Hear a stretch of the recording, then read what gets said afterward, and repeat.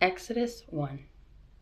These are the names of the sons of Israel who went to Egypt with Jacob, each with his family: Reuben, Simeon, Levi, and Judah, Issachar, Zebulun, and Benjamin, Dan and Naphtali, Gad, and Asher. The descendants of Jacob numbered 70 in all. Joseph was already in Egypt. Now Joseph and all his brothers and all that generation died, but the Israelites were exceedingly fruitful. They multiplied greatly, increased in numbers, and became so numerous that the land was filled with them. Then a new king, to whom Joseph meant nothing, came to power in Egypt. "Look," he said to his people, "the Israelites have become far too numerous for us.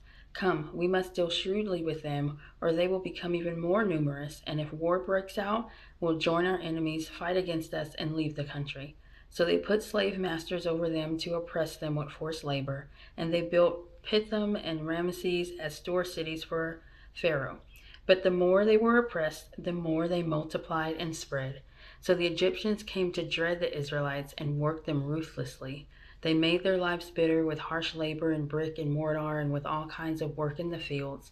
And all their harsh labor the Egyptians worked them ruthlessly.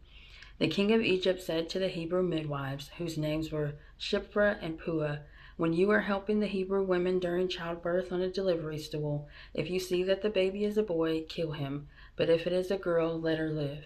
The midwives, however, feared God and did not do what the king of Egypt had told them to do. They let the boys live. Then the king of Egypt summoned the midwives and asked them, "Why have you done this? Why have you let the boys live?"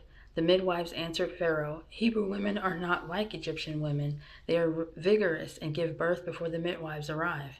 So God was kind to the midwives, and the people increased and became even more numerous.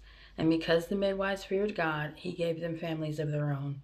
Then Pharaoh gave this order to all his people: "Every Hebrew boy that is born you must throw into the Nile, but let every girl live."